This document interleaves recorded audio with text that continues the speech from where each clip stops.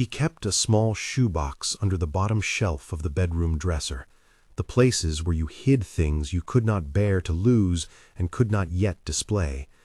Inside were crumpled movie ticket stubs, a dry paper heart folded into 3 from the first winter they could not afford a tree, a single plastic ring Ella had outgrown, and a stack of sticky notes, yellowed edges, hurried handwriting, left by Anna before she was gone. Jack handled those notes like they were letters from someone still alive. He read them the way a man reads anchors in a storm, slowly, with a fingertip tracing the crease where she had pressed down the paper. On the morning of Ella's 8th birthday, the sun slid through the blinds and carved golden bars across that shoebox. Ella sat cross-legged on the floor, the paper heart tucked in her palm like a charm. Her hair was a tangle of curls, and she hummed a tune Anna used to hum while washing dishes, tunable and small. Jack watched her and felt both abundance and a raw, stretching emptiness. He had the warm body in front of him, the steady, small breath of his daughter, and he had the weight of a promise he had told himself every night since Anna's funeral. He would keep making birthdays real. They had $5 and a half-eaten bagel in the cooler. He had payday in 3 days, maybe 4 if the crew called out an emergency leak. He had hands that fixed pipes, that could coax water back into order, that showed up at odd hours of the night to other people's desperate calls.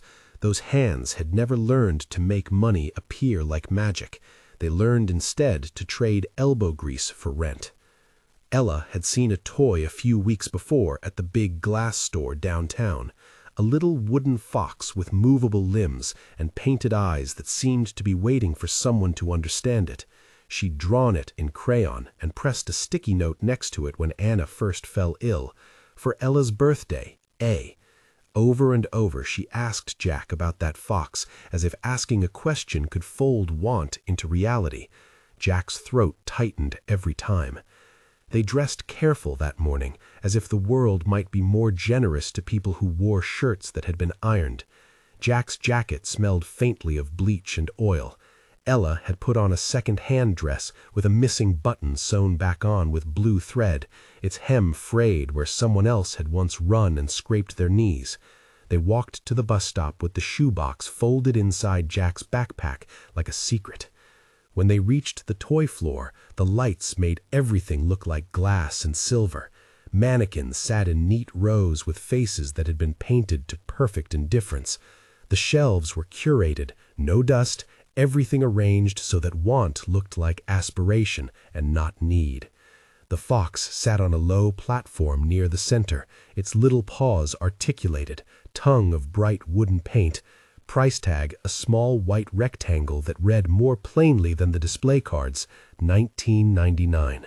Ella's eyes widened the way light enters a room through a sliver in a curtain. She reached for the fox, as if reaching for the future. "Daddy, look!" she breathed.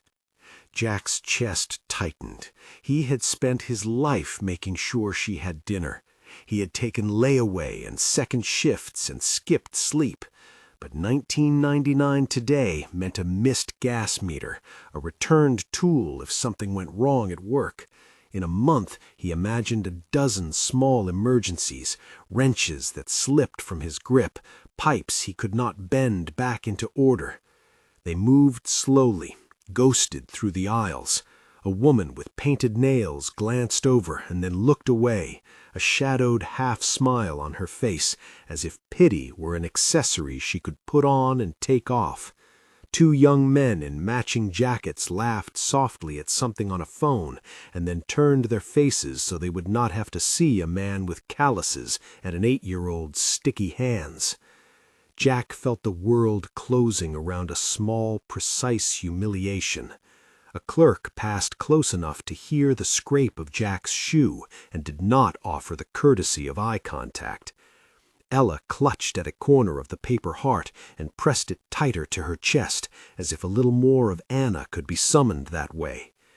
Jack went through the motions. He smiled at the clerk, whispered to Ella about a later surprise, about a work bonus that might arrive. He counted the coins again behind his hand. He told himself a string of truths. He had never stolen in his life. He had taught Ella the difference between right and wrong.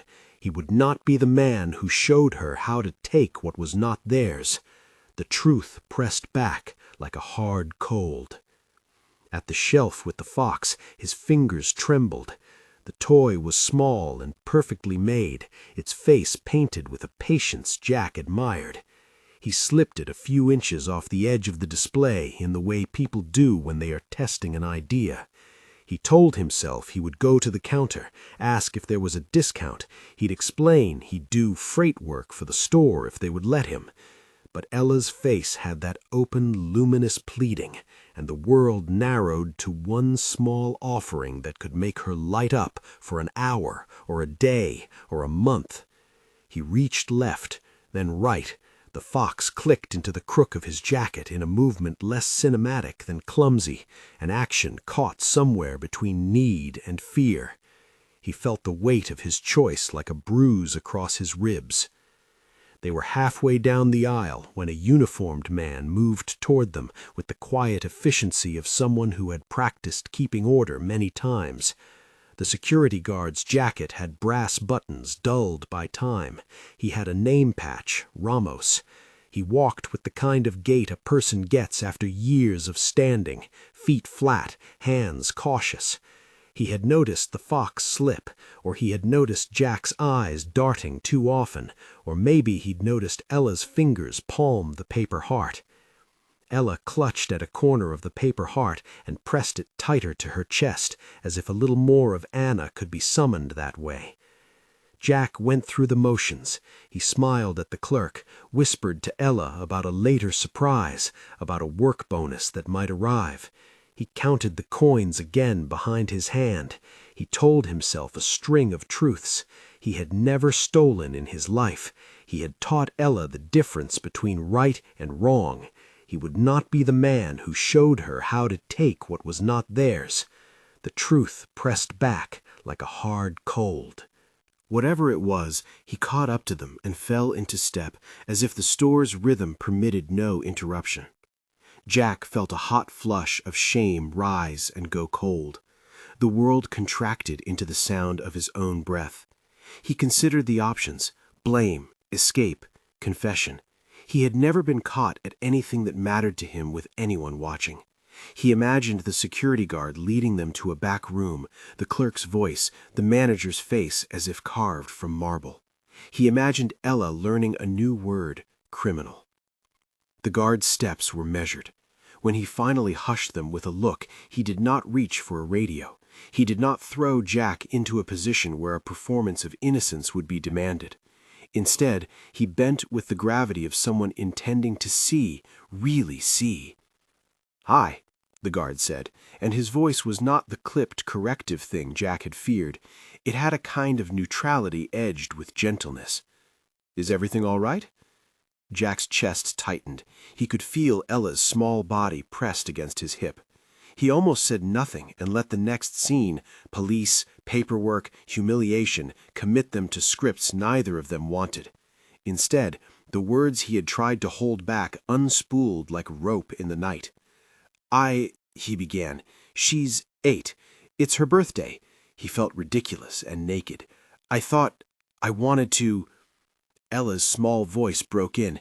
"It's the fox, Daddy. I told Mama about it and—" Jack swallowed, and the rest of it came out in a rush that scraped like gravel. He told the guard about the sticky notes in the shoebox, the little paper heart, Anna humming in the kitchen while she peeled oranges, the way birthdays after the funeral felt like a homework assignment in courage. He said the words slowly, as if some of them might stick to the man's skin and make him understand. The guard listened. There was an absence in his face that might have been anything, a careful neutrality or a compassionate reserve. For a moment, Jack thought the guard would adopt the public script, the firm voice, the call to the manager. He prepared to hand over the fox and take whatever came next. Then the guard did something that made Jack's stomach drop in a different way. He lowered himself to a squat so he was at Ella's eye level. He did not look at Jack as if he were chalk on somebody else's shoes. He looked at Ella with the interest of someone who had once had a child small enough to be calmed by a wooden toy. "You like that fox?" Ramos asked, and the question did not sound like an interrogation. Ella, who had been clenching the paper heart until it whitened at the edges, nodded, her mouth open in wonder. "He's got little legs. He can dance." Ramos smiled in a way that made the corners of his eyes crease, a small map of lived years. "He does," the guard said. Then he stood up, and Jack watched the movement like someone watching the tide decide. The guard didn't call out the theft. He didn't make Jack face the aisle like a spectacle. Instead, he stepped to the counter with the soft authority of someone who knows how to arrange things so fewer people will be hurt. He spoke low to the clerk, exchanged a few words the store's bright lighting could not overhear, and then he reached into his coat and pulled out a folded $5 bill and 2 ones. Coins clinked faintly against plastic. Jack's hands went cold. "You can pay," the guard said when he returned, voice the same unobtrusive chord. "We'll do this straight. Nobody needs to make a scene." It was such a small, practical thing, money exchanged like a bandage, but the effect cut like sunlight across his face. Jack's cheeks burned. He had been ready to be morally crucified in front of his child and strangers. Instead, someone had quietly removed the theater of shame. They stepped to a side counter, out of the store's main aisle, where the lights felt like interrogation lamps. There was nobody applauding, no cameras, no whispered judgments. The clerk rang the purchase like a routine, handed over a small blue bag, and smiled with a professional emptiness that skirted blame. A woman in heels, who had glanced earlier at Jack with a soft sort of disdain, looked down and pretended she hadn't seen, as if to say she had not been a witness to the restoral. A small thing had happened inside the loud public place, an act of care rendered private. Jack took the bag with trembling fingers. The fox nestled inside tissue paper.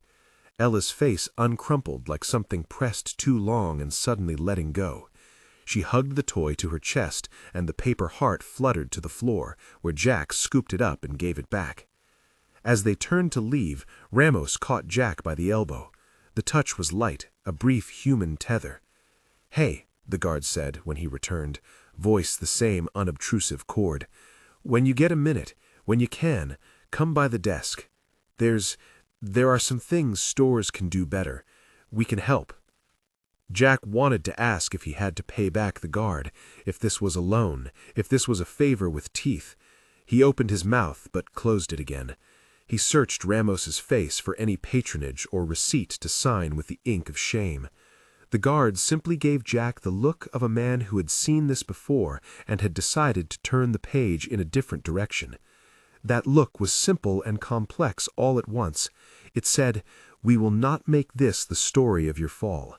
We will help you keep being a father." As they moved out through the automatic doors, the street air hit them like a page turned.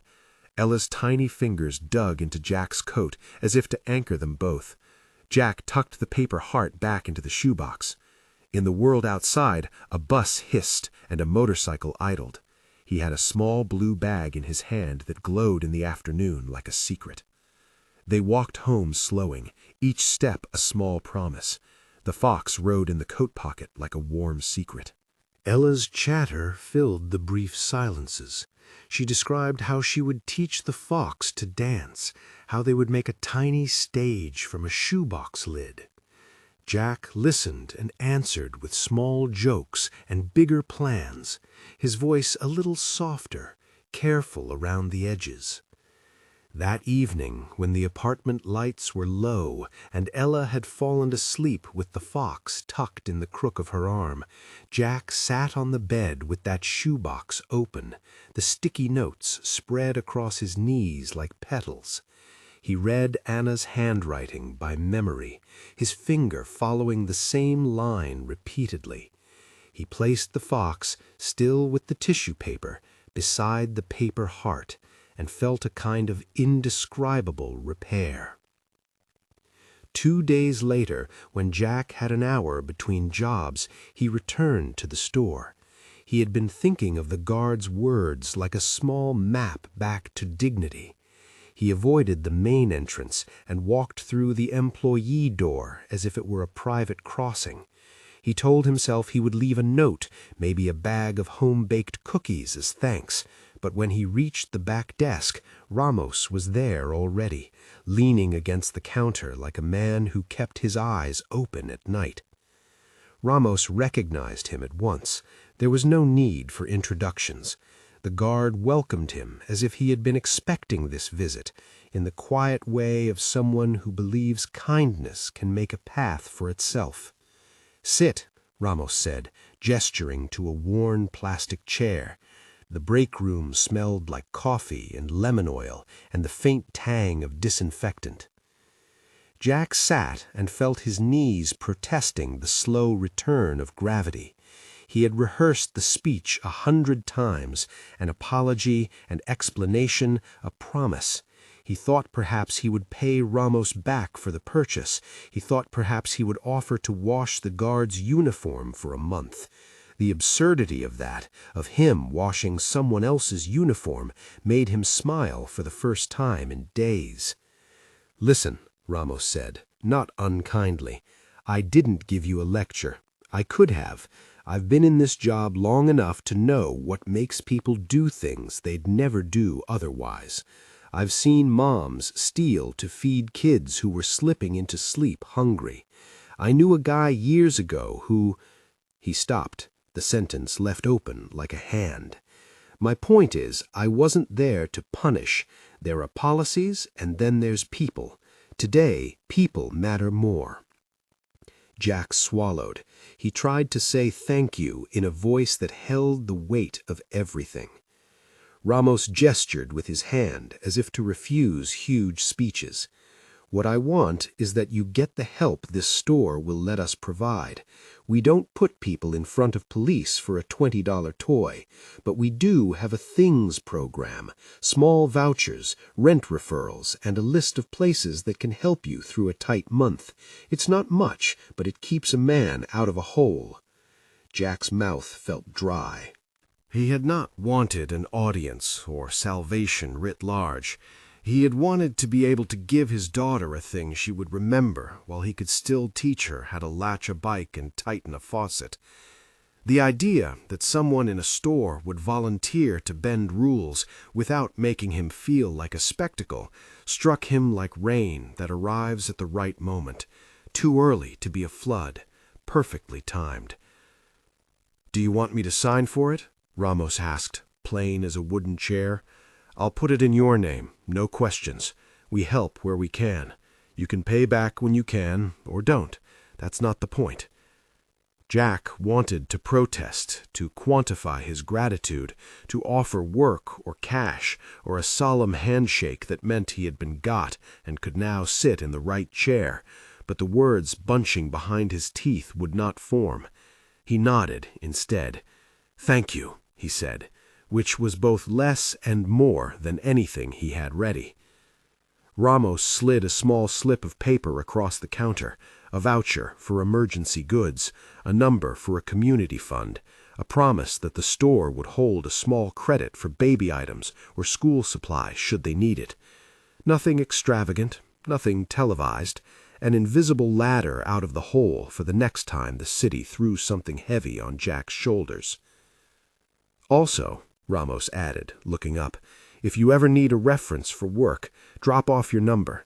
We hire men who can fix things." He said it like someone offering a lever and a rope. People need people with hands that know how to fix things. Jack felt the edges of something open inside him like a hinge. He gave a wordless laugh that sounded like a man surprised he had been given gloves when he thought he would have to go barefoot. They did not become friends that day. This was no melodramatic handshake that would solve everything. They were two people who had met on terms of need and yielded to a small mercy that moved them both a degree. Jack left with more than he had bargained for, not money enough to fix everything, but a map that said if the water rose, there would be a ladder. Word of what happened in the store did not become a city-wide story. On the contrary, It was the sort of thing that remained folded into people's days like a spare bit of bread kept for tomorrow. But it touched more than Jack and Ella. The clerk who had watched the incident later told a coworker how the guard had chosen a private solution over a public spectacle. The manager, who had been on the floor that day and had watched the guard's choice, later suggested quietly that the store's policy be reviewed so that staff could better handle people with dignity when money and need collided. There was also an aftertaste to the kindness, responsibility. Jack, humbled and grateful, knew he could not rely on that guard or the store forever. He started accepting a few more jobs that required him to climb into attics and slide under toilets at odd hours, work boots collecting dust and paint. He took a small second gig sealing a landlord's pipes on weekends. He refused offers that felt off, and he accepted ones that put bread on the table. On Ella's 9th birthday, nearly a year later, they went back to the same downtown stretch. The Fox sat on a shelf in their apartment now, its paint faint from being hugged, its limbs a bit looser from much practice at dancing. Jack carried a small paper bag.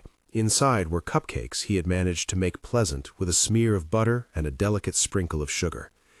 They walked past the glass store, and the security guard was at the front door as if on cue. Ramos recognized them and nodded. There was no need for words. As they passed, Ramos gave a small lifted hand. Jack responded with a tip of his head. The exchange was a promise renewed, not a debt balanced on the ledger of shame. Not every day has a single line that defines it, but there are moments, these small thins, where one person's act of discretion erects a scaffold for another's dignity. Jack had not been made whole by a passerby's small kindness. He had been given a chance not to be known only by his worst moment. He could teach Ella, with renewed vigor, that people make mistakes and people can also be generous.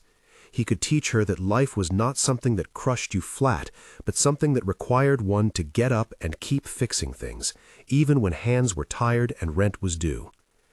The city does not always build grand theaters for small mercies. Mostly it nudges them into the margins, an emergency fund here, a referral there, an officer who chooses discretion over spectacle. But for one father and his daughter, it was enough. Months later, when a neighbor's pipe burst and threatened to flood the lower hallway, Jack arrived in the building a little after midnight with a flashlight and a bag of tools. He bent inside a narrow crawl and coaxed a stubborn pipe back into cooperation. The neighbor's gratitude was immediate and generous. Pizza the next night, a few dollars slid across a counter. It was earthly pay for earthbound work. It was the kind of reciprocity that grows quietly, a vine that finds a wall. Ramos kept doing his work as well, a quiet fixture at the front of the big store, a man in a uniform whose job often meant stepping in to make the smallest adjustments in the seams of life. He did not demand medals. Once in a while he would spot a child staring longingly at a toy, and with no fanfare he'd guide the parent to a small charity packet the store set aside. He thought little of it and little of himself, and yet he had become a hinge in someone's story. At home, Jack taped a new note inside the shoebox. "Daddy, make her laugh on Cakes Day," it read, Anna's handwriting folded like a compass. He used an extra square of tape to keep it secure. Next to it he placed a small photograph of Anna with hair in a messy bun, laughing at something off camera. He set the fox on top, like a small ambassador of joy. Ella slept with the fox curled at the base of her pillow, and Jack, who had always been a man of small rituals, found himself tucking the paper heart next to the photograph every night, as if reuniting two parts of a family that separated only in the way the days had folded. There were days when scarcity returned, like winter gusts through an old window. Bills piled, a pipe cracked on a job and turned into a domino of expenses. Jack had nights when he sat on the floor with his back against the wall and considered the shape of his life. He thought about the way the guard had looked at Ella and Jack, as if his dignity mattered. Those nights were less sharp because someone had seen them in the act of being human and had chosen not to make a spectacle of it. Once, a neighbor who had seen them leave the store that day with the small blue bag later crossed the street with a casserole in hand and sat with Jack at his tiny table. They talked like people do when they are neighbors with years of small kindness and awkward moments between them. About work, about the weather, about how music made a small kitchen feel larger. The neighbor did not ask about the incident or pry. He had simply recognized what had happened and in his own way provided one more place to land. There is a strange dignity in the mundane. It is not the dignity of grand gestures or public accolades. It is the dignity of being acknowledged as a mortal person with tired hands and a heart that still holds tenderness. Jack taught Ella how to fix a leaky sink and how to fold a paper heart. He taught her the difference between taking what was not theirs and finding a way to ask for help. They learned to celebrate birthdays with songs and sticky notes and small stages made from shoebox lids. Years slipped forward as they do, unannounced. The fox's paint dulled in places where tiny fingers had held it tight.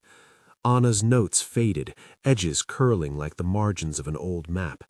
But their shoebox remained a reliquary of ordinary things that kept the memory of a woman alive in the pockets of a small family. One ordinary afternoon, on his way home from work, Jack stopped at the store. It had a new sign in one of the glass panels, Community Bridge Program. There was a listing for outreach nights, job leads, and small vouchers tucked into a discreet slot. Ramos stood inside, elbow propped on the desk, and when he saw Jack, he waved. They nodded like two men who had the mutual appreciation that passes between people who have chosen to honor each other's struggles without wanting anything in return. Jack had no grand epiphany to write home about. He had a string of small changes, more steady shifts, a few less nights lying awake with the weight in his chest. He had a daughter who, at 8, drew pictures of foxes on golden paper and tucked notes into the shoebox that read, "Daddy, thank you." He had the echo of a guard's kindness, not as a single heroism, but as the first push of a domino whose small motion could ripple outward. A couple of months later, on a rain-slicked Saturday, Jack found himself pausing at a bus stop when a woman with a stroller fumbled with coins under a gusting umbrella. He watched her hands shake as she tried to count change. Without thinking, Jack stepped forward and handed her a few dollars. "It's on me," he said. His voice had a steadiness he had not noticed before, the kind that comes from learning how to stand again after a fall. "Thank you," she said, and Jack felt the relief bloom in his chest like a small light. None of these acts, the one the guard made that day, the one Jack made later, fixed the world. They did not cancel out all the hollowness that life can throw at you, but they adjusted the center of gravity for the people who lived through them. They were evidence that the mechanics of compassion are simple. See, decide, act. No one rewarded the guard with a medal. No one made a movie about the man in the uniform who chose discretion over spectacle. The change was quieter. It was nestled in the way a father had learned to sleep a bit easier, the way a little girl learned to trust that her father could conjure small miracles out of ordinary days. Years on, Ella became the sort of young woman who knotted small paper hearts into greeting cards for neighbors. Jack taught her how to patch a tear and how to keep a toolbox tidy. She remembered the fox and kept it in the very shoebox with the sticky notes, its limbs still capable of a small, clumsy dance. When she had her first job in high school, she bought a tiny card and wrote across it in big, careful letters, "Thank you for showing me how to ask for help." On the corner where the store had once stood, the glass reflected 1,000 small human stories shimmering in the sun. A man in a uniform kept his watch. A father learned to ask for help without losing his shape. A child learned to dance. The memorable moment, the guard's decision to step away from protocol and choose mercy, was not an end but a hinge. It made a different path possible, one marked not only by giving, but by obligation and dignity. Jack never forgot that small look Ramos had given him, the look of a man choosing to make a private kindness public only in the results it created. He kept that memory folded into his life like a lesson. He understood, as craft and as truth, that compassion rearranges the facts of someone's day and sometimes of someone's life. Years later, when Ella stood in a cafeteria handing out paper hearts she had made to students who looked like they needed one, she would tell the story in a voice that sounded casual and essential. Once, she would say, we almost lost everything at the toy store, but a man in a uniform decided not to make us less than we were. Listeners would lean in, because who could help but be drawn to stories where someone does the right thing without needing an audience? And in the quiet of his apartment, Jack would lift the paper heart from the shoebox and smooth it between his fingers. He would remember the guard squatting to meet his daughter's eyes, the way he had chosen mercy over spectacle, the way that small human reaction, without fanfare and without a sermon, had rewritten a small page of their life. He would tuck the heart back in, close the shoebox, and set it under the dresser where light pooled and where small, important things were kept. If anyone asked him what he learned from that day, he would say something simple. Sometimes the most unforgettable reactions were not the loudest. They were the quiet choices someone makes to protect another's dignity. And sometimes that was more than enough. If this story touched you, consider subscribing for more real-feeling tales that remind us how ordinary compassion can change lives. Share this with someone who believes that small acts of kindness still matter.